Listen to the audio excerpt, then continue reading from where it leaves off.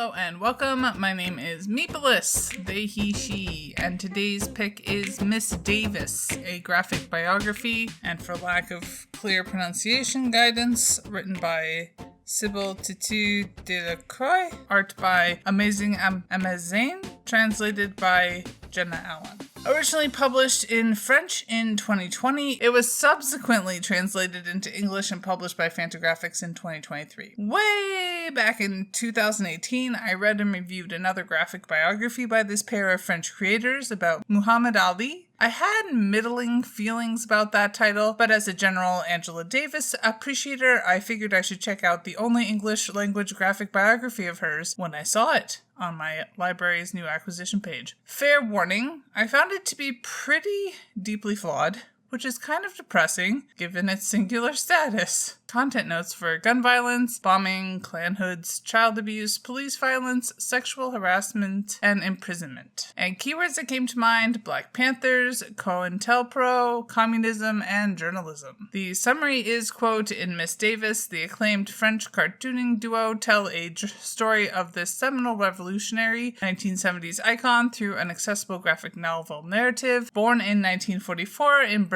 Birmingham, Alabama, Angela Davis's family fought in the civil rights movement against racial segregation enforced by the Ku Klux Klan. In 1968, she joined the Black Communist Party and traveled to Cuba, a journey which left its mark on her forever. In 1971, the FBI put Davis on their 10 most wanted list. They accused her of orchestrating a politically motivated Marin County courtroom gunfight because she owned the guns. She went to prison despite her protestations of innocence. The Black people in defense of Angela Davis formed, and soon the entire world would know her story and demand her freedom. In 1972, she was found not guilty by an all-white jury. Since then, she has dedicated her life to the fight for justice. End quote. According to his profile on EuroComics.com, Améziane is a French creative who grew up on, quote, Frank Miller, Bruce Lee, and Sergio Leone. He got started on his own comics in 2001. End quote. The art was a bit all over the place, honestly. There was some interesting typographical choices, and the publication size gave everything a lot more room to breathe as compared to the Muhammad Ali book size. There was also a variation in style to reflect some of the different kinds of narrative styles used throughout, which is generally interesting, but also sometimes felt like the style and framing veered into the boring or silly. According to her profile on Babelio, French creative Sybille has studied a variety of creative forms, including classical singing, dancing, drawing, sculpture, and engraving. In addition to the Muhammad Ali graphic biography, she apparently was involved in an adaptation of 1984. Writing-wise, again, starting with the positive, I appreciated the pull quotes and whenever primary texts were highlighted. Otherwise, I thought there was a lot of very dubious decisions made, namely the use of composite fictional characters to narrate the story, because not only did I feel like they didn't augment the story at all, but also because they felt more like a composite of negative stereotypes and or suffering.